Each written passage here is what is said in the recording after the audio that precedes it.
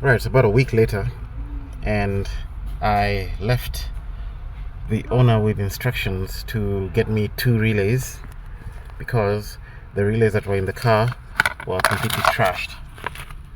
These 2. You can see one is bent there, and then they have been pried open. You see that on the edge there. So these have been opened. I didn't want to mess with this, so he did get me 2 relays and I fitted them in. There they are. So we got that EFI, and this one is the horn relay. And now our horn is working and our EFI relay is working well. So just confirm. Okay, we still have an issue with our starter line. I'm still jumping this to ground in order to start the vehicle. I want to find out why are we not having starter authorization. I suspect the driver has been burnt in this transmission control module, but I need to be sure. The other problem is this car has no idle control. It races way too high and the car is surging because the engine computer is trying to use the injectors to regulate the idle, so it's turning the injectors on and off. That is why it's doing that stuff like that. That is a problem. He says it wasn't there before. I have to take his word for it, but that's what I found when I started this car. It did that almost immediately. I need to solve that, but this is a more impending issue for me. I want to find out why I don't have starter control. For now, I have checked the front for a vacuum leak because it sounded like we did have a vacuum leak, but I've put my smoke machine and we don't have a vacuum leak. But when I plug up the idle control port on the throttle body, the car stops surging and it quiets down. That's my throttle body, and this is my idle control port. So if I just plug that up, the car stops surging. So for now, I'm going to crumple a glove and put it here because I just want this car to stabilize enough for me to complete my diagnosis for the ECU, and then I'll come and look at this idle circuit. It's an idle control issue.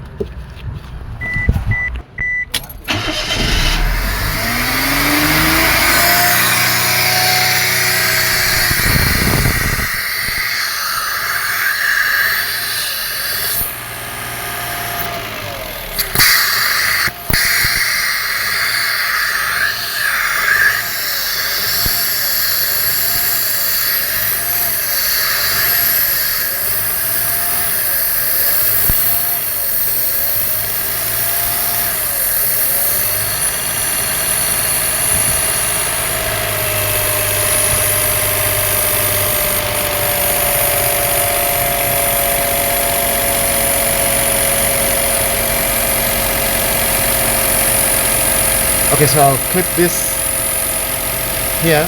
At least it will stabilize the car for me to be able to diagnose it.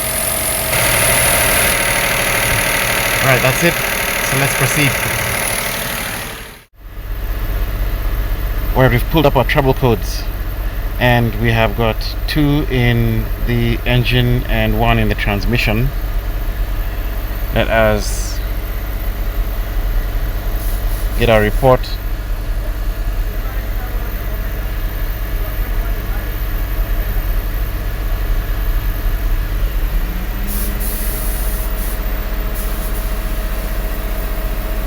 So exhaust gas recirculation, idle control, and lost communication with ECM.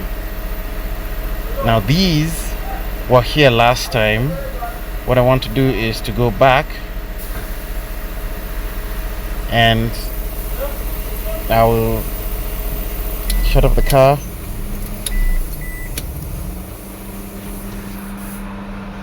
So we are off, and I'm just going to clear those codes. I want to see if they will come back.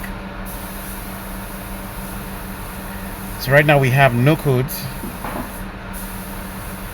All is normal. Let me start the car again.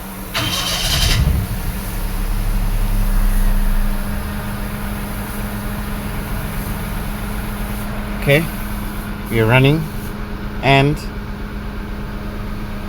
I'm going to take another scan. So let me hit rescan.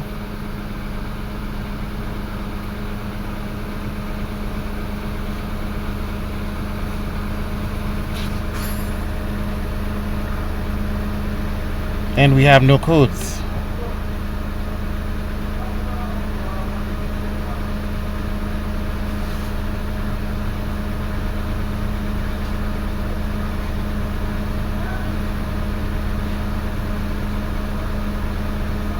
Alright, so far we have no codes.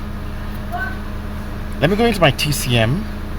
The first thing I want to do is to find out why we do not have starter authorization.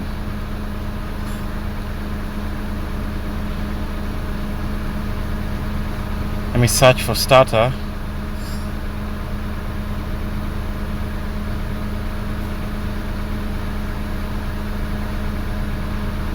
We don't have start. Let me search for relay. We don't have that.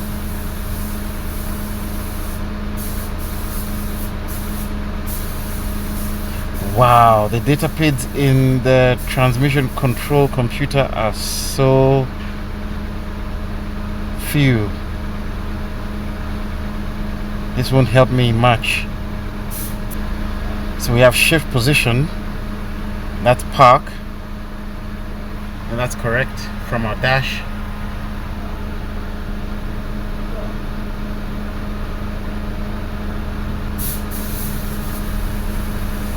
That's all we have. Nothing here is of help to me. And I don't like this. Ever since this software updated, we now have the data pads showing in separate pages. This is not good. It's a waste of time. They should put them all in one page. It was like that until it updated.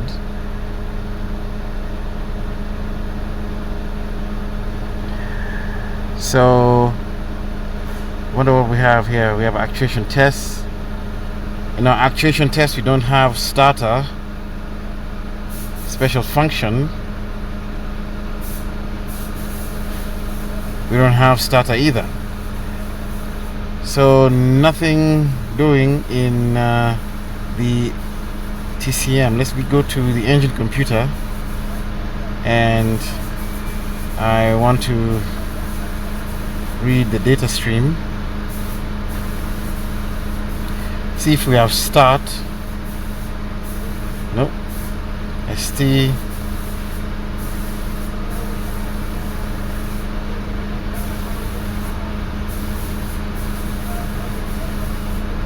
Key status, no. Let me select all.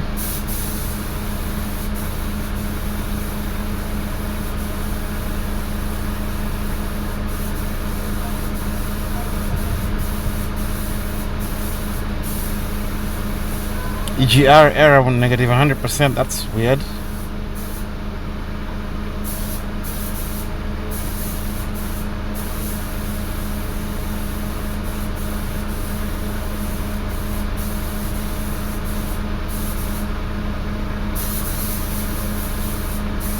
And somebody's painting next to me here. It's making the air very pungent.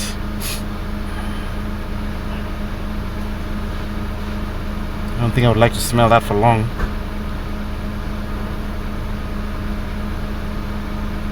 And I think I've lost communication. Yep, lost communication. But our data pads will not help us. Let's look at the wiring diagram again and try and figure out why this starter doesn't have any authorization. Let's go to a wiring diagram.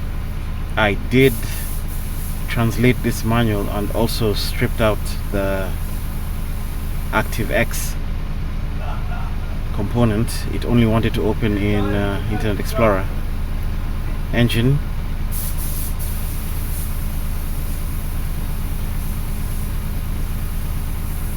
actually not engine control, want starting.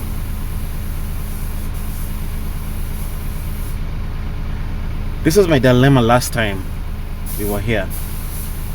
Why we don't have authorization? So right now what I've done is permanently grounded this line, so whenever we put the key in the start position, we have starter current coming down here. Now that is not a permanent solution, simply because you'll be able to start this thing in gear. The reason for this is to prevent it from starting in gear in case you're not in park or neutral. But the other dilemma I had was, how the heck does the transmission control computer know that you are cranking? This is an output. This is not sensed by anything, and the engine computer only senses the cranking circuit once the starter relay has latched. It doesn't sense you keying into the crank position. If I come here to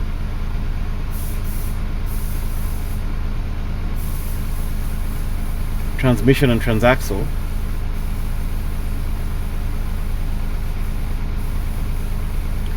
the sense for the neutral start switch is there.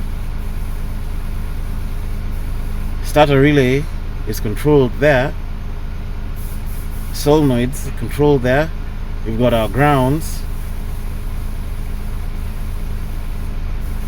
We've got our sensors, position and speed sensors. We've got the ABS actuator communicating via CAN, and the engine control computer. So I do not know where the starter input is created. There is no sense for the starter input, at least from the key. The only other thing that could be happening is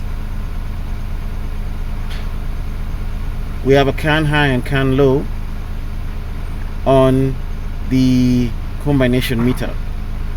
Maybe when you hit the key in the crank position, the CAN high and CAN low receives a signal, sends it to the engine computer, and the engine computer relays that signal to the transmission control computer. Maybe, I don't know.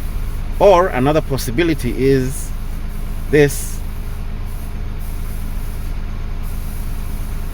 Let me get out, go to my wiring diagram. We're supposed to be in starting. Okay. The other possibility is our starter control line is both a sense and an output, both an input and an output.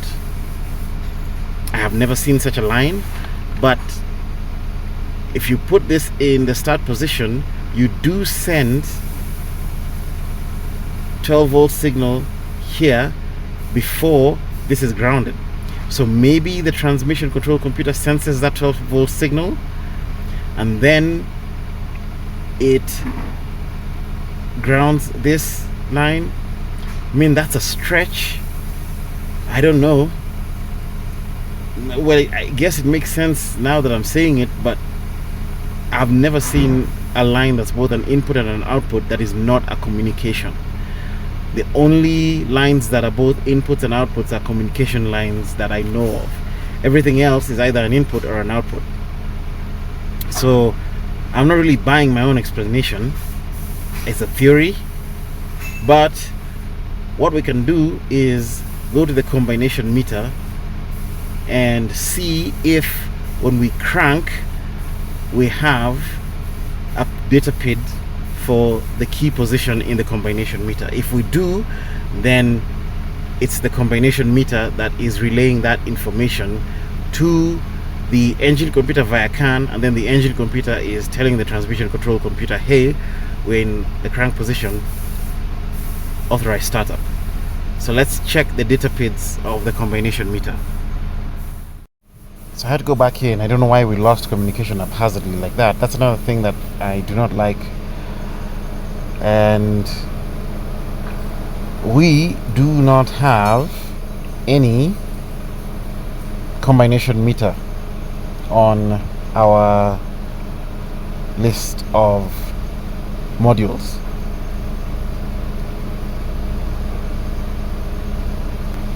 I don't know. I really don't know. Let me look at this EFI again. I just want to look at all these data PIDs.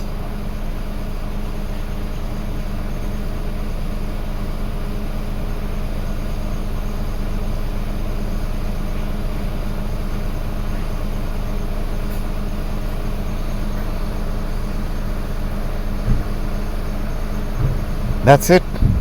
We do not have anything to do with the key. So the only explanation is, as wild as this sounds, that output is an input also. It must have a sense line on it that senses at 12 volts, and once it senses at 12 volts, it activates the transistor. So how do we help this owner? Because what has happened now is we don't have starter authorization, and that TCM has everything it needs. It's communicating, which means it has powers and grounds, and it's doing everything it needs to do when the car is running. I've not tried putting the car in gear. Let's try putting the car in gear and see if it'll bite. Yep, it actually does. Yep, it's just about to die because it has no idle control, but it has gear control. So I don't know. Let me think of what to do. Alright, I'm out of options here, and I do not know how this is possible, but my only conclusion is this is both an input and an output, and somehow this was damaged when the other electrician came and was fiddling around with it. We need to give him a solution. The solution is either we buy a new TCM, or we connect this P line onto the STR line. The idea is this needs to be a ground only in park on neutral.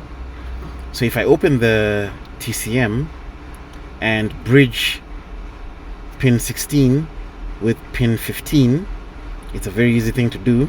They're right next to each other. That will give my computer the ability to still sense park and disturbed on pin 15, while at the same time allowing you only to start in park.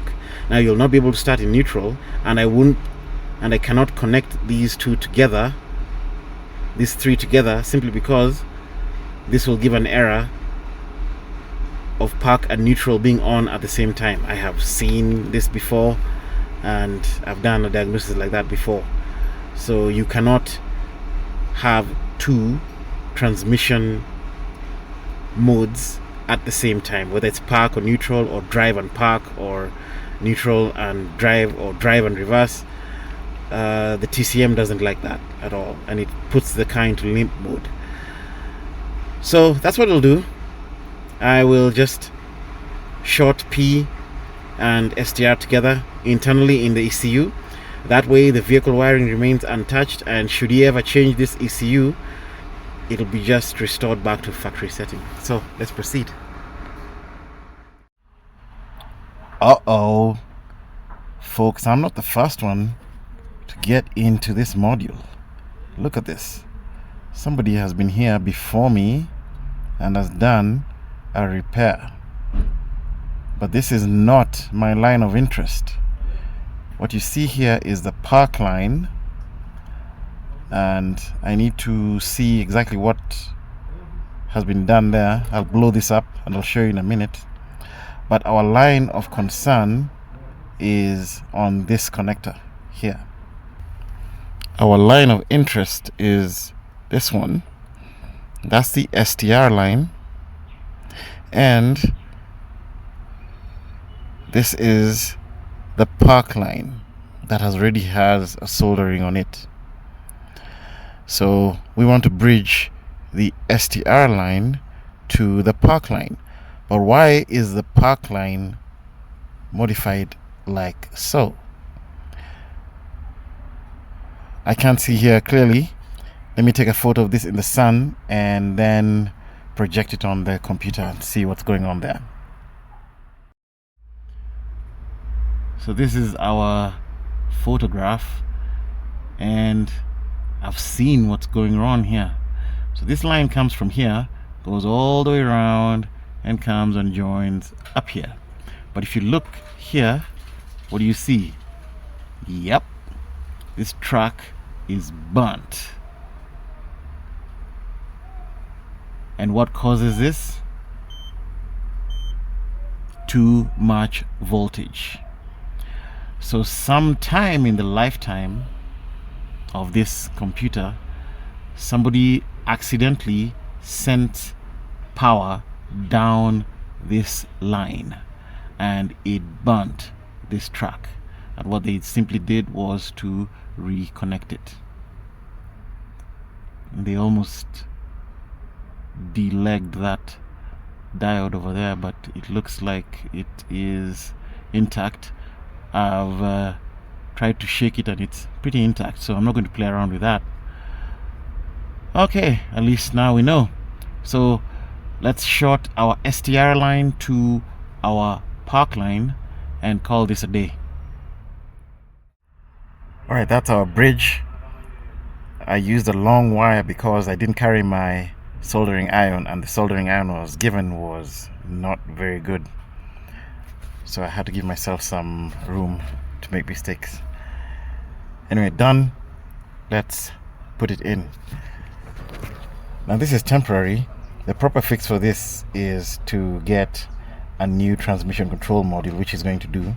But I don't want the car to be sitting for 3 or 4 weeks while we wait for one to come from Japan. So this is what we're going to do for now. Transmission control module is installed back in its cradle, and let's test this.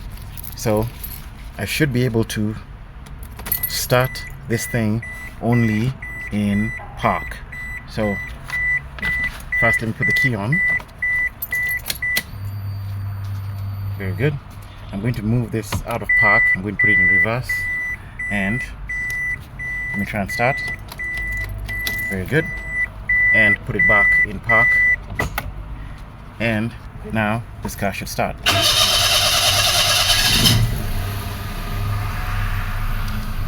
Beautiful. I have a long crank, but remember, my idle control is not done. So we are done with that completely. Now this is not my job to put all this stuff together.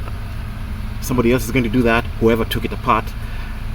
I am now interested in two things. Number one, what's happening to my idle control, and number two, do we still have our original problem, and can I duplicate it?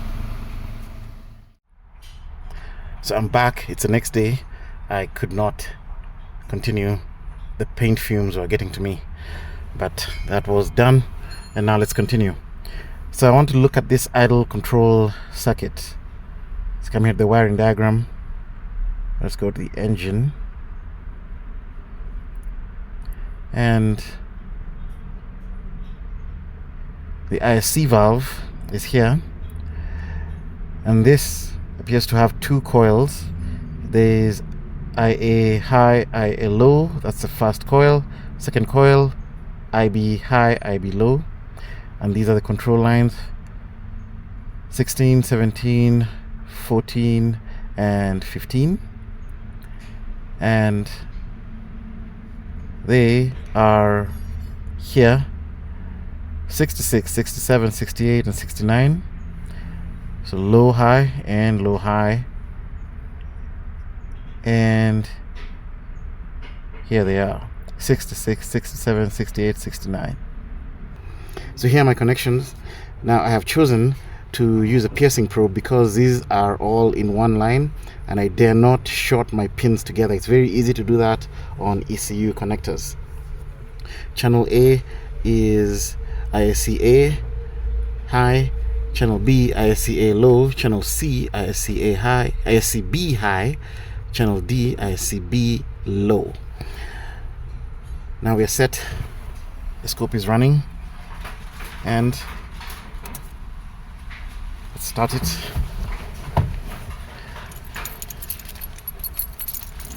And put our key in ignition. First we'll put the key on. Oh, that looked like key off. Oh, there we go. Let me pause, and I'm going to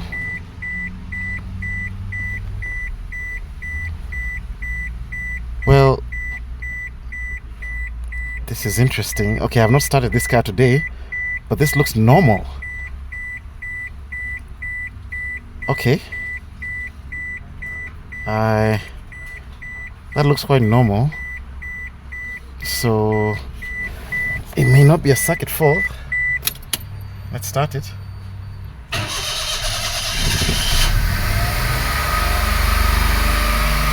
Oh.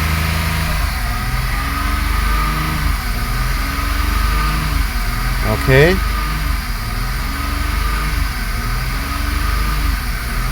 What are we trying to do? Alright, let me put that off. And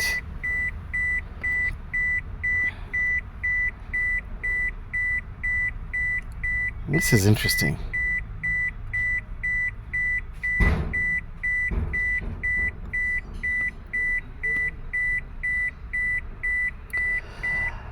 I am not seeing any.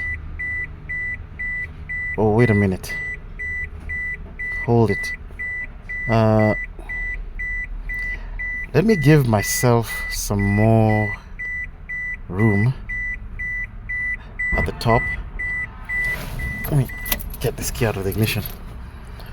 Alright, let me rescale my scope here because I want to reduce everything on the screen.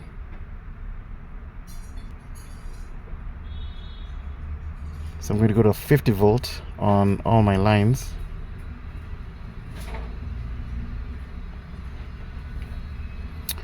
Alright, and then start the scope. Then what I want to do is just move my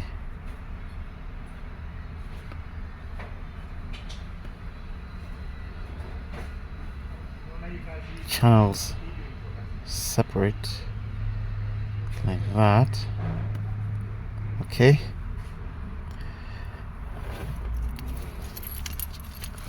Then I have to add some time to the screen. 2 seconds is too small. Let's go for 10 seconds. Increase my sample rate a bit more. I want to get at least 1 micro samples. There we go. And now we can start the car.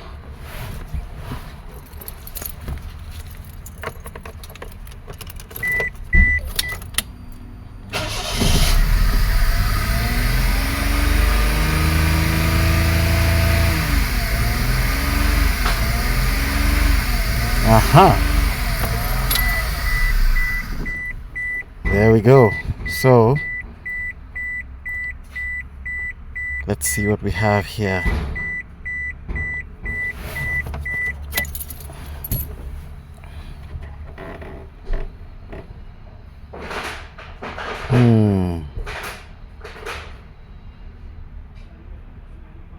Am I seeing a problem? I'm not seeing a problem right off the bat. Let's measure.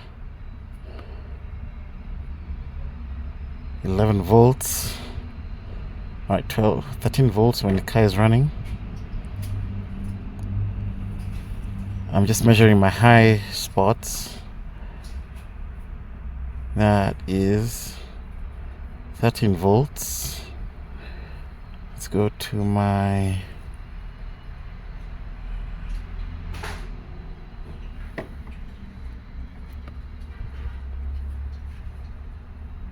red channel. Sorry, my last channel here. That is also 13 volts. And where's my green? Here it is. Well, it looks good here. The computer is trying to control the idle, but it's unable to control the idle.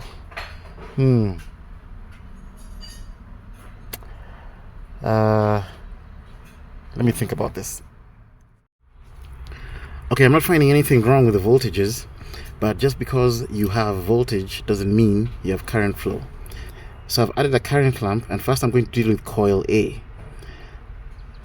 The current clamp is on coil A, and on the scope I am taking channel A and channel B is coil A voltage, and channel C is my current. So I'm just going to put the key on. I'm not going to start, just key on. There we go. Oh, look at that. Put the key off. Let me pause it. Alright, we do not have any current flow. So we have voltage, which is pretty good, but no current flow on A. Okay, let us try B. So I've relocated my channel A and B to coil B, and I've put my current clamp along coil B line, and we're going to put the key on, and look at that, beautiful. We do have current flow on that coil B. Put the key off, and let's pause this.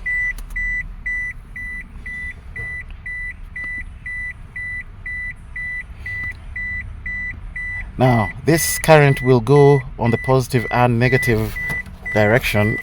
Remove this key.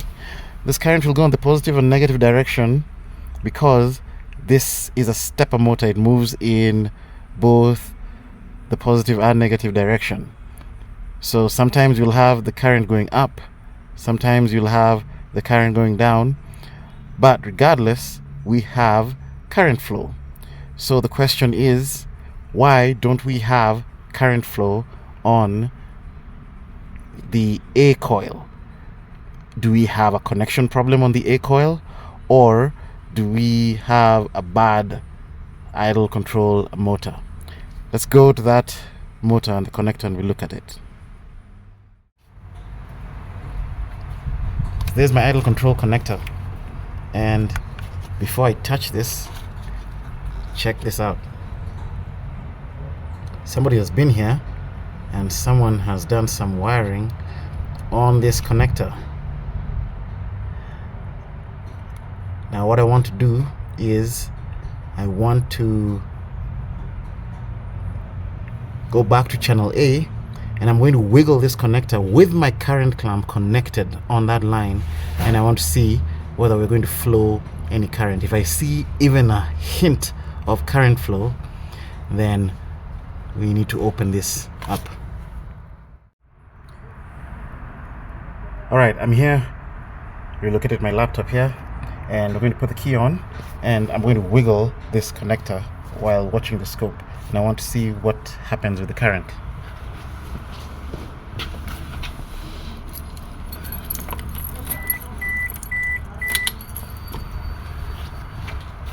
Key is on. I have no current. Now let me just wiggle here.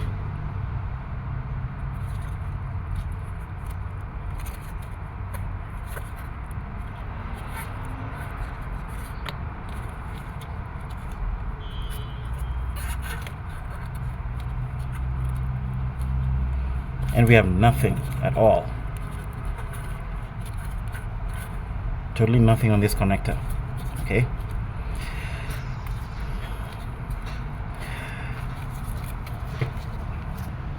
Alright, so I have completely nothing. Let's disconnect here. And I want us to look at the back of this connector. Oh wow. Check this out, guys. This is awesome. So we have a broken wire here. That is really, really cool. And then we have this loop here that doesn't look like it belongs. So it looks like we just need to do a connector wiring repair.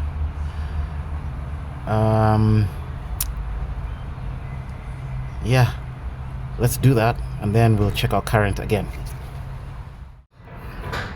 Alright, I'm done with this temporary repair, and I'm going to say temporary because we're going to change this connector and do this correctly. So I'm not going to waste my time on this right now.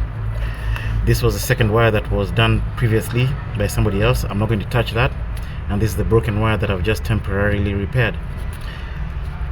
Let's put the connector back, and scope is running. Let's go put the key on.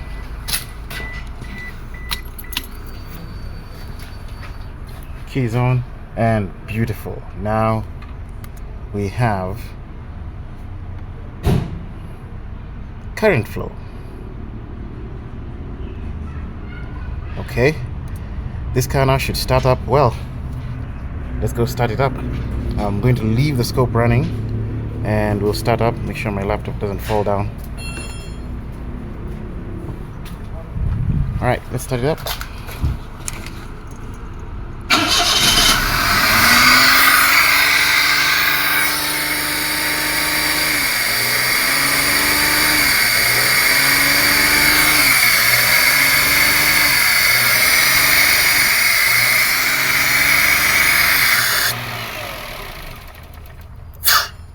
Okay, so now we're flowing current, but we still have a problem with the idle control. Do we need to delete the codes? Maybe. Let's see. Okay, we've cleared the fault memory. Scope is running. Let's start the engine up again. Let's put the key off first. Back on, and let's start.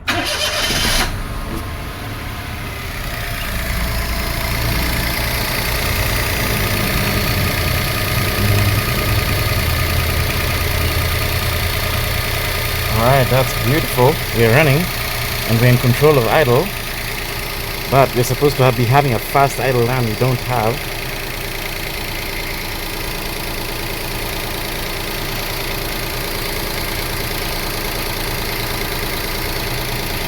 Interesting.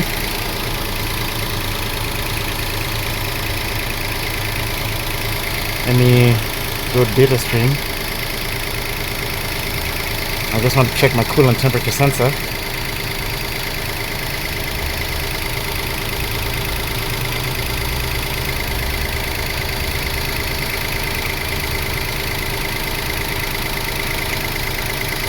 Then my idle speed.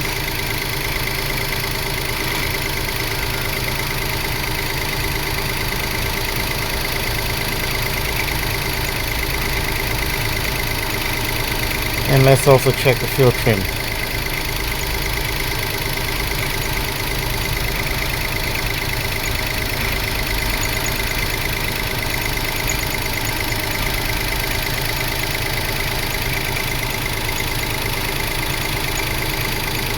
Oh, we do have a fast idle.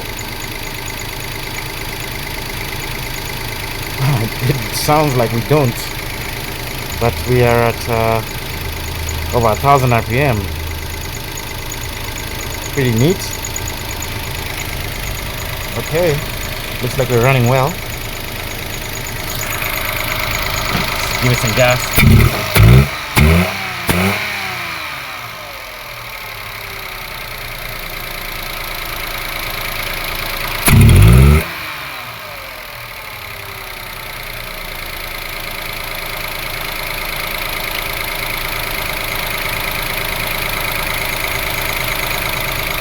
Alright, idle control problem solved. Now we've done so many things on this engine, I wonder, will we still have our original problem? Well, I will have to let the owner drive this car and see if we can duplicate the original one. Now, we've had a long crank for some time, and I've hooked in a fuel pressure gauge here. Just my adapter.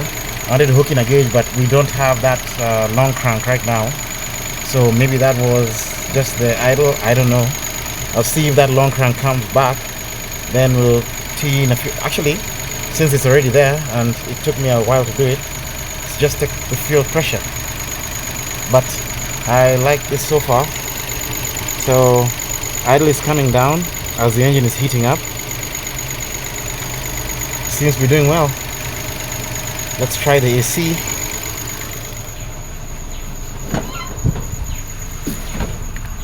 We have a belt chop, but don't care about that. Put the AC on.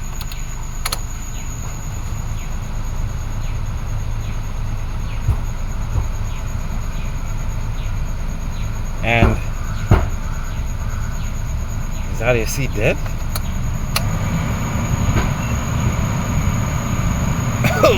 Dusty. Wow, someone doesn't use the AC and it's not even working. So I have no AC. What else can I do to load this thing? I don't know. Maybe gear. Let's see. Put it in reverse. Oh yeah, that's excellent. Beautiful. Okay, done with that. Let's take a fuel pressure reading. Okay, we are set up for the fuel pressure check. First put key on. This car has a prime. That's the prime. And let me come here and stop the scope.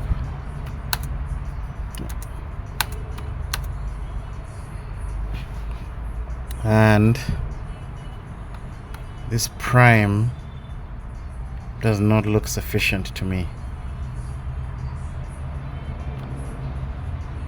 We are only priming at 24 psi. Not good. Let's start the car and see where our pressure goes. We didn't have a long crank, so I cranked normal. But man, this fuel pressure is low. Or is it? I don't know. I mean, oh yeah, this fuel pump is,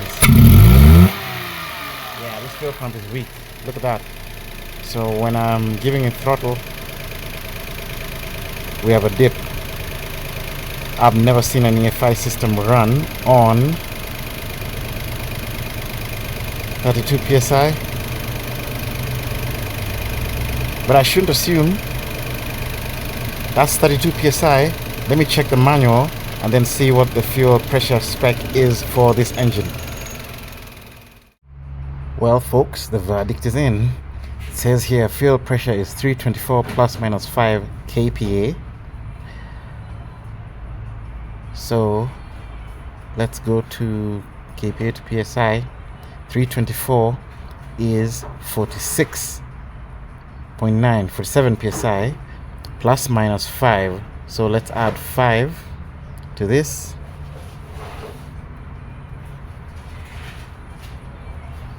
So 47 psi. 319 should be the least pressure we have, which is minus 5, 46. So 46 to 47 psi, we have low fuel pressure. We are done. We have a bad fuel pump. So I'll tell the owner to change that fuel pump before it dies on him. One more thing I've seen here. This keeps showing up. That exhaust gas recirculation A control circuit. Why don't we just take a look at that connector? Because I bet after seeing what's up with the wiring of this engine, someone may have fiddled with it. Well folks, what did I tell you? See this? That's the EGR connector. There it is, beautiful in all its glory, huh?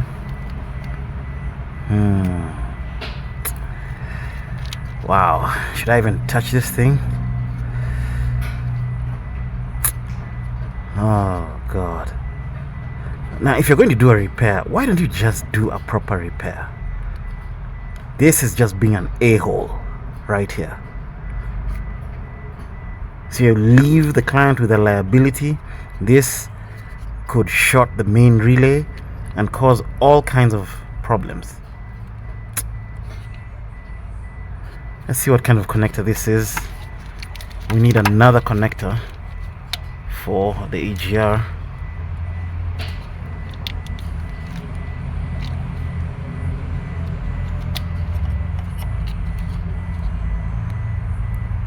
I don't know if I have this connector in stock. I will have to check. But this is just being a jerk. So tell me guys, what do you think? Could this have been shorting the main relay? This has a main relay power, and if this shorts out, it could very well take out the main relay. I know in Toyotas, when the main relay shorts out, the engine computer turns off. Huh? You want to see some classic repairs that we get in this country? I'll show you one. Beautiful work, isn't it?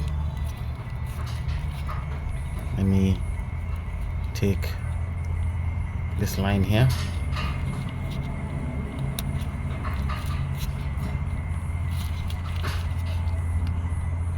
There's another line there. You see that? Wonderful stuff. Stuff your mother is proud of, isn't it?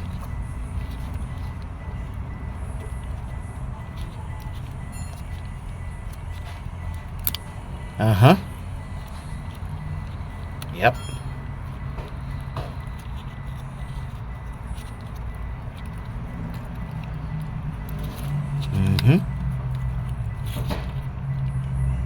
So is this what you do to your clients' cars?